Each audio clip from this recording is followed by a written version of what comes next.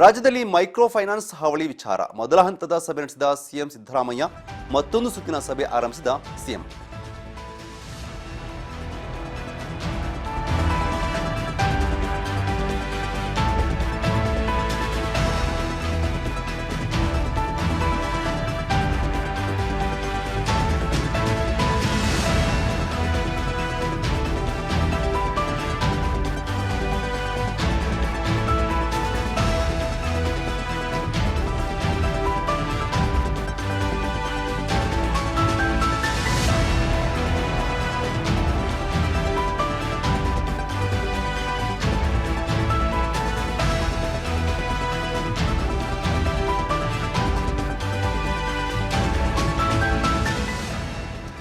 ರಾಜ್ಯದಲ್ಲಿ micro finance ಹಾವಳಿ ವಿಚಾರ ಇದೀಗ ಮೊದಲ ಹಂತದ ಸಭೆಯನ್ನ ನಡೆಸಿದಂತ ಸಿಎಂ ಸಿದ್ದರಾಮಯ್ಯ ಅವರೀಗ ಎರಡನೇ ಹಂತದ ಮತ್ತೊಂದು ಸುತ್ತಿನ ಸಭೆಯನ್ನ ಆರಂಭಿಸಿದ್ದಾರೆ. ಮೊದಲ ಹಂತದಲ್ಲಿ ಒಂದಷ್ಟು ಪ್ರಶ್ನೆಗಳ ಸುರಿಮಳೆಯೇ ಮೈಕ್ರೋ ಫೈನಾನ್ಸ್ ಏನಿದ್ದಾರೆ ಅವರಿಗೆ ಕೇಳಿರುವಂಥದ್ದು. ಸಾಕಷ್ಟು ಪ್ರಶ್ನೆಗಳನ್ನ ಕೇಳಿದ್ದಾರೆ. ಅಷ್ಟೇ ಅಲ್ಲ, ಇದೀಗ ಮತ್ತೊಂದು ಸುತ್ತಿನ ಸಭೆಯನ್ನು ಆರಂಭಿಸಿದ್ದು ಕಾನೂನು ಗೃಹ ಕಂದಾಯ ಇಲಾಖೆಗಳ ಸಚಿವರೊಂದಿಗೆ ಸಭೆಯನ್ನ ಮಾಡ್ತಾ ಇದ್ದಾರೆ. ಅಧಿಕಾರಿಗಳೊಂದಿಗೆ ಎರಡನೇ ಹಂತದ ಸಭೆ ಕೂಡ ಮುಂದುವರೆದಿರುವಂಥದ್ದು. ಸಭೆ ಬಗ್ಗೆ ಮಾತಾಡೋಕ್ಕೆ ನಮ್ಮ ಜೊತೆ ನಮ್ಮ ಪ್ರತಿನಿಧಿ ಬಸವರಾಜ್ ಹುಗಾರ್ ಈಗ ಫೋನ್ ಸಂಪರ್ಕದಲ್ಲಿದ್ದಾರೆ. ಬಸವರಾಜ್, ಈಗಾಗಲೇ ಏನು ರಾಜ್ಯದಲ್ಲಿ ಮೈಕ್ರೋ ಫೈನಾನ್ಸ್ ಹಾವಳಿ ಹೆಚ್ಚಾಗಿ ಗೊತ್ತಿರುವಂಥ ವಿಚಾರ, ಇದಕ್ಕೀಗ ಕಡಿವಾಣ ಹಾಕಬೇಕು ಅಂತ ಸಿದ್ದರಾಮಯ್ಯನವರು ಸಭೆಗಳ ಮೇಲೆ ಸಭೆಯನ್ನ ಮಾಡ್ತಾರೆ. ಮೊದಲ ಸಭೆಯಲ್ಲಿ ಸಾಕಷ್ಟು ವಿಚಾರಗಳ ಬಗ್ಗೆ ಮಾತಾಡಿ ಈಗ ಸೆಕೆಂಡ್ ಸಭೆ, ಎರಡನೇ ಸಭೆ ಕೂಡ ಆರಂಭವಾಗಿದೆ. ಈ ಸಭೆಯಲ್ಲಿ ಏನೆಲ್ಲ ಚರ್ಚೆಗಳು ಆಗ್ತಾ ಇರುವಂಥದ್ದು? ಯತೀಶ್, ಈಗ ಮೊದಲ ಸಭೆಯಲ್ಲಿ ಸಚಿವರು ಮತ್ತೆ ಅಧಿಕಾರಿಗಳು ಮತ್ತೆ ಮೈಕ್ರೋ ಫೈನಾನ್ಸ್ ಕಂಪನಿಯ ಏನು ಅಧಿಕೃತ ನೋಂದಣಿ ಆಗಿರ್ತಕ್ಕಂಥ ಮಾಲೀಕರು ಏನಿದ್ದಾರೆ ಆ ಒಂದು ಮಾಲೀಕರ ನಿಯೋಗದೊಂದಿಗೆ ಸಭೆ ಕೂಡ ಆಗಿರ್ತಕ್ಕಂಥದ್ದು. ಅದರಲ್ಲಿ ಪ್ರಮುಖವಾಗಿ ಆ ಮೈಕ್ರೋ ಕಂಪನಿಗಳ ಒಂದು ಮಾಲೀಕರಿಗೂ ಕೂಡ ಸಿಎಂ ಸಿದ್ದರಾಮಯ್ಯ ಅವರು ಕೂಡ ತರಾಟೆಗೆ ತೆಗೆದುಕೊಂಡಿರ್ತಕ್ಕಂಥದ್ದು. ಕೆಲವೊಂದಿಷ್ಟು ಪ್ರಶ್ನೆಗಳನ್ನು ಕೂಡ ಅವ್ರ ಮುಂದೆ ಇಟ್ಟಿರ್ತಕ್ಕಂಥದ್ದು. ಮತ್ತೆ ಮುಂದೆ ಈ ರೀತಿಯಾಗಿರ್ತಕ್ಕಂಥ ಘಟನೆ ಆಗಬಾರ್ದು ಅನ್ನುವಂಥ ನಿಟ್ಟಿನಲ್ಲಿ ಕೂಡ ಕೆಲವೊಂದಿಷ್ಟು ಖಡಕ್ ಆಗಿರ್ತಕ್ಕಂಥ ಸೂಚನೆ ಕೊಟ್ಟಿರ್ತಕ್ಕಂಥದ್ದು. ಅದಾದ ಬಳಿಕ ಈಗ ಎರಡನೇ ಸುತ್ತಿನ ಸಭೆಯನ್ನು ಕೂಡ ಈಗ ಆರಂಭಿಸಿರ್ತಕ್ಕಂಥದ್ದು. ಆ ಸಭೆಯಲ್ಲಿ ಮೈಕ್ರೋ ಫೈನಾನ್ಸ್ ಕಂಪನಿಯ ಮಾಲೀಕರು ಅವ್ರನ್ನ ಹೊರಗಿಟ್ಟು ಈಗ ಕೇವಲ ಮತ್ತೆ ಸಚಿವರು, ಕಂದಾಯ ಇಲಾಖೆ ಸಚಿವರು ಮತ್ತೆ ಕಾನೂನು ಸಚಿವರು ಮತ್ತೆ ಅಧಿಕಾರಿಗಳು ಮತ್ತೆ ಸಿಎಂ ಸಿದ್ದರಾಮಯ್ಯ ಸೇರಿದಂತೆ ಇವರು ಸಭೆ ಕೂಡ ನಡೆಸ್ತಾ ಇದ್ದಾರೆ. ಒಂದ್ ಕಡೆ ಈಗಾಗಲೇ ಏನು ಸರ್ಕಾರ ಇದುವರೆಗೆ ಆಗಿರ್ತಕ್ಕಂಥ ಸಮಸ್ಯೆಗಳ ಸಂಬಂಧಪಟ್ಟಂತೆ ಆ ಮಾಲೀಕರಿಗೆ ಒಂದಿಷ್ಟು ಎಚ್ಚರಿಕೆ ಕೊಡುವಂತ ನಿಟ್ಟಿನಲ್ಲಿ ಸಿಎಂ ಸಿದ್ದರಾಮಯ್ಯ ಅವರು ಮುಂದಾದ್ರು. ಇದೀಗ ನಡೆಯುವಂತ ಸಭೆಯಲ್ಲಿ ಗೃಹ ಸಚಿವರಾಗಿರ್ತಕ್ಕಂಥ ಪರಮೇಶ್ವರ್ ಅವರು ಮತ್ತೆ ಕಾನೂನು ಸಚಿವರಾಗಿರ್ತಕ್ಕಂಥ ಎಚ್.ಕೆ. ಪಾಟೀಲ್ ಸೇರಿದಂತೆ ಅಧಿಕಾರಿಗಳು ಕೂಡ ಅದರಲ್ಲಿ ಭಾಗಿಯಾಗಿರ್ತಕ್ಕಂಥದ್ದು. ಪ್ರಮುಖವಾಗಿ ಈಗ ಹೊಸ ಒಂದು ಕಾಯ್ದೆಯನ್ನ ರೂಪಿಸಬೇಕು ಅನ್ನುವಂತ ನಿಟ್ಟಿನಲ್ಲಿ ಏನು ಸರ್ಕಾರ ಯೋಚನೆ ಮಾಡಿರ್ತಕ್ಕಂಥದ್ದು, ಆ ಬಗ್ಗೆ ಯಾವ ರೀತಿಯ ಕಾನೂನಲ್ಲಿ ಅವಕಾಶ ಇದೆ, ಅದನ್ನು ಯಾವ ರೀತಿಯಾಗಿ ಒಂದು ಜಾರಿಗೊಳಿಸಬಹುದು, ಇವನ್ನೆಲ್ಲವನ್ನು ಕೂಡ ಅದರಲ್ಲಿ ಪ್ರಮುಖವಾಗಿ ಚರ್ಚೆ ಮಾಡಲಾಗ್ತಾ ಇದೆ ಯತೀಶ್. ಹಾಗಾಗಿ ಈಗ ಅಧಿಕಾರಿಗಳಿಂದಲೂ ಕೂಡ ಒಂದಿಷ್ಟು ಸಲಹೆಯನ್ನ ಪಡೆದುಕೊಂಡು ಸಚಿವರಿಗೂ ಕೂಡ ಕೆಲವೊಂದಿಷ್ಟು ಸಚಿವರಿಂದಲೂ ಕೂಡ ಸಲಹೆ ಪಡೆದುಕೊಂಡು ಅಂತಿಮವಾಗಿ ಯಾವ ರೀತಿಯಾಗಿ ಇದನ್ನ ಕಾನೂನು ತರಬಹುದು, ಕಾನೂನು ತಂದ್ರೆ ಇದನ್ನ ಯಾವ ರೀತಿಯಾಗಿ ಪಾಲನೆ ಮಾಡಬೇಕು, ಇದನ್ನ ಅನುಷ್ಠಾನಗೊಳಿಸುವಂತ ರೀತಿ ಯಾವ ರೀತಿ, ಇವೆಲ್ಲವನ್ನು ಕೂಡ ಅದರಲ್ಲಿ ಪರಿಗಣನೆ ತೆಗೆದುಕೊಂಡು ಅದನ್ನ ಮುಂದಿನ ಹಂತದಲ್ಲಿ ಯಾವ ರೀತಿಯಾಗಿ ಹಂತವಾಗಿ ಇದನ್ನ ಜಾರಿಗೊಳಿಸುವಂತದ್ದು ಎಷ್ಟು, ಮತ್ತೆ ಈ ಮೈಕ್ರೋ ಫೈನಾನ್ಸ್ ಕಂಪನಿಗಳ ವಿರುದ್ಧವಾಗಿ ಏನ್ ನಾವು ಸರ್ಕಾರ ಕ್ರಮ ಕೈಗೊಂಡ್ರೆ ಅದು ಮತ್ತೆ ಯಾವುದೇ ರೀತಿ ತೊಂದರೆ ಆಗಬಾರ್ದು, ಮರುಕಳಿಸಬಾರ್ದು, ಸಾರ್ವಜನಿಕರಿಗೆ ಯಾವುದೇ ರೀತಿ ಒಂದು ತೊಂದರೆ ಆಗ್ಲಾರ್ದಂತೆ ಸರ್ಕಾರ ಎಚ್ಚರಿಕೆಯಿಂದ ಹೆಜ್ಜೆ ಇಡಬೇಕು ಅನ್ನುವಂಥದ್ದು. ಮತ್ತೆ ಒಂದು ವೇಳೆ ಏನಾದ್ರೂ ಇವರು ಮೈಕ್ರೋ ಫೈನಾನ್ಸ್ ಕಂಪನಿಯವರು ಕೂಡ ನ್ಯಾಯಾಲಯಕ್ಕೆ ಹೋಗುವಂಥದ್ದು ಅಥವಾ ಇನ್ನಿತರೆ ಮಾರ್ಗಗಳಿದ್ರು ಸಹಿತ ಅದನ್ನು ಸಹಿತ ಇವತ್ತಿನ ಸಭೆಯಲ್ಲಿ ಚರ್ಚೆ ಮಾಡುವಂತ ನಿಟ್ಟಿನಲ್ಲಿ ಕೂಡ ಸಿಎಂ ಸಿದ್ದರಾಮಯ್ಯ ಅವರು ಮುಂದಾಗಿರ್ತಕ್ಕಂಥದ್ದು ಯತೀಶ್.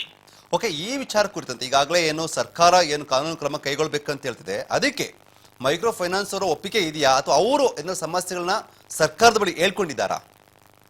ಯತೀಶ್, ಮೊದಲ ಹಂತದಲ್ಲಿ ನಡೆದಿರ್ತಕ್ಕಂಥ ಸಭೆಯಲ್ಲಿ ಮೈಕ್ರೋ ಫೈನಾನ್ಸ್ ಕಂಪನಿಗಳು ಕೂಡ ಅವರು ಯಾವ ರೀತಿಯಾಗಿ ಕ್ರಮ ಕೈಗೊಂಡಿದ್ದಾರೆ, ಸಾಲ ಕೊಡುವಂತ ನಿಟ್ಟಿನಲ್ಲಿ ಯಾವ ರೀತಿಯಾಗಿ ಅದನ್ನ ಒಪ್ಪಂದಗಳು ಮಾಡ್ಕೊಂಡಿರ್ತಾರೆ, ಮತ್ತೆ ಸಾಲ ವಸೂಲಿತಿಗಾಗಿ ಅವ್ರಿಗೆ ಯಾವೆಲ್ಲ ವಿಧಾನಗಳಿದಾವೆ ಅವೆಲ್ಲವನ್ನು ಕೂಡ ಸಿಎಂ ಸಿದ್ದರಾಮಯ್ಯ ಮುಂದೆ ಹೇಳ್ಕೊಂಡಿರ್ತಕ್ಕಂಥದ್ದು. ಆದ್ರೆ ಅದನ್ನು ಕೂಡ ಪರಿಗಣನೆಗೆ ತೆಗೆದುಕೊಂಡು ಅದನ್ನ ಯಾವ ರೀತಿಯಾಗಿ ಮುಂದೆ ಒರೆಸಬೇಕು ಅನ್ನುವಂಥದ್ದನ್ನು ಕೂಡ ಸಿಎಂ ಸಿದ್ದರಾಮಯ್ಯ ಕೂಡ ನೇತೃತ್ವದಲ್ಲಿ ಕೂಡ ಚರ್ಚೆ ನಡೆಸಿದ್ದಾರೆ.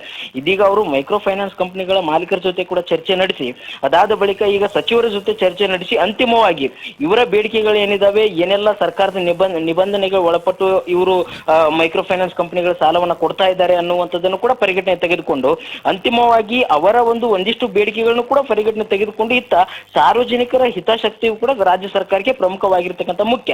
ಹಾಗಾಗಿ ಸಾರ್ವಜನಿಕರ ರಕ್ಷಣೆ ಹಿತದೃಷ್ಟಿಯಿಂದ ಒಂದಿಷ್ಟು ನಿರ್ಧಾರಗಳನ್ನ ಕೈಗೊಳ್ಳುವಂತ ಸಾಧ್ಯತೆ ಇದೆ. ಯತೀಶ್, ಈಗ ಈ ಕೊಟ್ಟಂತ ನಿಯಮಗಳು ಏನ್ ಹಾಕಿದ್ದಾರೆ, ಕಾನೂನಿನ ಆಗ್ತಾ ಇದ್ದಾರೆ, ಸುಗ್ರೀವಾಜ್ಞೆ ಏನು ಹೊರಡಿಸಿದ್ದಾರೆ, ಇದಕ್ಕೆ ಮೈಕ್ರೋ ಫೈನಾನ್ಸ್ ನ ಅಧಿಕಾರಿಗಳು ಅಥವಾ ಕಂಪನಿ ಮಾಲೀಕರು ಒಪ್ಪಿಗೆ ಕೊಟ್ಟಿದ್ದಾರಾ?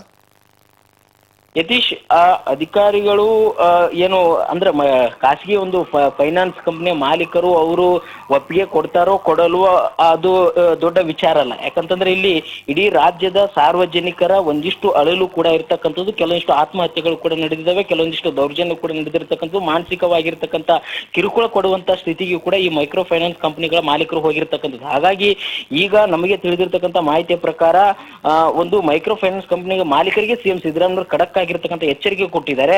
ಹಾಗಾಗಿ ಸಾರ್ವಜನಿಕರಿಗೆ ಯಾವುದೇ ರೀತಿ ತೊಂದರೆ ಆಗಬಾರ್ದು, ಅದರ ಜೊತೆಗೆ ನಿಮ್ಮ ಉದ್ಯಮ ಕೂಡ ನಡೀಬೇಕು. ಆದ್ರೆ ಸಾರ್ವಜನಿಕರಿಗೆ ತೊಂದರೆ ಕೊಟ್ಟು ಕಿರುಕುಳ ಕೊಟ್ಟು ಆರ್ಬಿಐನ ನಿಯಮವನ್ನು ಉಲ್ಲಂಘನೆ ಮಾಡಿ ನೀವು ಮಾಡುವಂತದ್ದು ಎಷ್ಟರ ಮಟ್ಟಿಗೆ ಸರಿ, ಇದ್ರ ವಿರುದ್ಧ ಕಾನೂನು ರೀತಿಯಲ್ಲಿ ಕ್ರಮ ಕೈಗೊಳ್ತೇವೆ ಅನ್ನುವಂತ ಎಚ್ಚರಿಕೆಯನ್ನು ಕೂಡ ಕೊಟ್ಟಿದ್ದಾರೆ. ಹಾಗಾಗಿ ಅವರ ಅನುಮತಿ ಸರ್ಕಾರಕ್ಕೆ ಏನು ಬೇಕಾಗಿಲ್ಲ. ಆದ್ರೆ ಒಂದ್ ಕಡೆ ಅವರ ಒಂದಿಷ್ಟು ಬೇಡಿಕೆಗಳನ್ನು ಕೂಡ ಅದನ್ನ ಕೂಡ ಪರಿಗಣನೆ ತೆಗೆದುಕೊಂಡು ಇತ್ತ ಸಾರ್ವಜನಿಕರ ಹಿತಾಸಕ್ತಿಯ ದೃಷ್ಟಿಯಿಂದಲೂ ಕೂಡ ಸರ್ಕಾರ ಒಂದಿಷ್ಟು ದಿಟ್ಟ ನಿರ್ಧಾರ ಕೈಗೊಳ್ಳಬೇಕಾಗುತ್ತೆ. ಯತೀಶ್, ಓಕೆ, ಈಗ ಮೈಕ್ರೋ ಫೈನಾನ್ಸ್ ಕಂಪನಿಯವರು ಏನೆಲ್ಲ ಬೇಡಿಕೆ ಇಟ್ಟಿದ್ದಾರೆ ಹಾಗಾದ್ರೆ ಸಿಎಂ ಮುಂದೆ? ಯತೀಶ್, ಇವತ್ತು ಪ್ರಮುಖವಾಗಿರ್ತಕ್ಕಂಥ ಮೈಕ್ರೋ ಫೈನಾನ್ಸ್ ಕಂಪನಿಗಳ ಏನು ಮಾಲೀಕರೇನಿದ್ದಾರೆ ಅವ್ರು ಹೇಳ್ತಕ್ಕಂಥದ್ದು ಬೇಡಿಕೆ ಏನಂತಂದ್ರೆ, ನಾವು ಯಾವುದೇ ರೀತಿ ಕಿರುಕುಳ ಕೊಡುವಂಥದ್ದು ಪ್ರಯತ್ನವನ್ನ ಮಾಡಿಲ್ಲ. ಆದ್ರೆ ನಾವು ಸಾಲ ಕೊಟ್ಟಿರ್ತಕ್ಕಂಥ ಅವಧಿ ಮುಗಿದ ಬಳಿಕ ಅವರು ಯಾವಾಗ ಹಣವನ್ನ ಕಟ್ಟಲಿಕ್ಕೆ ಆಗೋದಿಲ್ಲ ಅನ್ನುವಂತ ನಿರ್ಧಾರವನ್ನ ಕೈಗೊಂಡ್ರು, ಆ ಸಂದರ್ಭದಲ್ಲಿ ನಾವು ಹಲವಾರು ಬಾರಿ ನೋಟಿಸ್ ಅನ್ನ ಕಳಿಸಿದಂತ ಸಂದರ್ಭದಲ್ಲೂ ಸಹಿತ ಅವರು ಅದರ ಹಣವನ್ನ ಕಟ್ಟಲಿಕ್ಕೆ ಒಪ್ಪಲಿಲ್ಲದ ಸಂದರ್ಭದಲ್ಲಿ ನಾವು ಅದನ್ನ ಅವರ ಆಸ್ತಿಗಳನ್ನ ಮುಟ್ಟುಗೋಲು ಹಾಕೋದಾಗಿರ್ಬೋದು ಅಥವಾ ಅವರ ಮನೆ ಸೀಸ್ ಮಾಡೋದಾಗಿರ್ಬೋದು, ಇವುಗಳನ್ನ ಮಾಡಿದ್ದೇವೆ. ಕಾನೂನಿನ ಅಡಿಯಲ್ಲೇ ನಾವು ಮಾಡಿರ್ತಕ್ಕಂಥದ್ದು, ಕಾನೂನು ಬಿಟ್ಟು ಮಾಡಿಲ್ಲ ಅನ್ನುವಂಥದ್ದು ಅವರ ವಾದ. ಆದ್ರೆ ಇಲ್ಲಿ ಸಾರ್ವಜನಿಕರು ಹೇಳುವಂಥದ್ದು ಮತ್ತೆ ಕೆಲವಷ್ಟು ಅಧಿಕಾರಿಗಳು ಕೂಡ ಪರಿಶೀಲನೆ ನಡೆಸಿದಂತ ಸಂದರ್ಭದಲ್ಲಿ ಅಲ್ಲಿ ಎಲ್ಲೋ ಒಂದ್ ಕಡೆ ಕಾನೂನು ಉಲ್ಲಂಘನೆ ಮಾಡಿದ್ದಾರೆ ಅನ್ನುವಂತ ಮೇಲ್ನೋಟಿಕೆ ಕಂಡು ಬರ್ತಾ ಇದೆ. ಹಾಗಾಗಿ ಅದನ್ನು ಕೂಡ ಸೂಕ್ತವಾಗಿರೋ ತನಿಖೆ ನಡೆಸಬೇಕು. ತನಿಖೆ ನಡೆಸಿ ಅವರ ಒಂದಿಷ್ಟು ಬೇಡಿಕೆಗಳು ಇಷ್ಟೇ, ಯಾವುದೇ ರೀತಿ ನಮ್ಮ ಹಣದ ಕೂಡ ನಾವು ನ್ಯಾಯಾಲಯದ ಕಾನೂನು ದೃಷ್ಟಿಯಿಂದಲೇ ಕಾನೂನು ಅಡಿಯಲ್ಲೇ ನಾವು ಸಾಲವನ್ನ ಕೊಡ್ತಾ ಇದ್ದೀವಿ, ಸಾಲವನ್ನು ಕೂಡ ವಸೂಲಾತಿ ಕೂಡ ಮಾಡ್ತಾ ಇದ್ದೇವೆ. ಆದ್ರೆ ಕೆಲವೊಂದಿಷ್ಟು ಕೂಡ ಹೆಚ್ಚು ಕಮ್ಮಿ ಆಗಿರ್ಬೋದು ಅನ್ನುವಂಥದ್ದನ್ನು ಕೂಡ ತಿಳಿಸಿರತಕ್ಕಂಥದ್ದು. ಹಾಗಾಗಿ ಅವರ ಒಂದಿಷ್ಟು ಬೇಡಿಕೆಗಳು ಮತ್ತೆ ಇಲ್ಲಿ ಸರ್ಕಾರ ಕೈಗೊಳ್ಳಬೇಕಾಗಿರ್ತಕ್ಕಂಥ ನಿರ್ಧಾರಗಳನ್ನು ಕೂಡ ಅಂತಿಮವಾಗಿರ್ತಕ್ಕಂಥ ನಿರ್ಧಾರ ಸಿಎಂ ಸಿದ್ದರಾಮಯ್ಯ ಇವತ್ತು ಸಂಜೆ ಒಳಗೆ ಮಾಡಲಿದ್ದಾರೆ. Yathish, okay fine. ಈಗ ಈಗಾಗಲೇ ಒಂದಷ್ಟು ಕಾನೂನು ತಂದಾಗಿದೆ, ಕಾನೂನು ಬಗ್ಗೆ ಚರ್ಚೆ ಕೂಡ ಆಗಿರುತ್ತದೆ, ಇದು ಯಾವಾಗಿನಿಂದ ಜಾರಿ ಆಗಲಿದೆ ಬಸವರಾಜ್?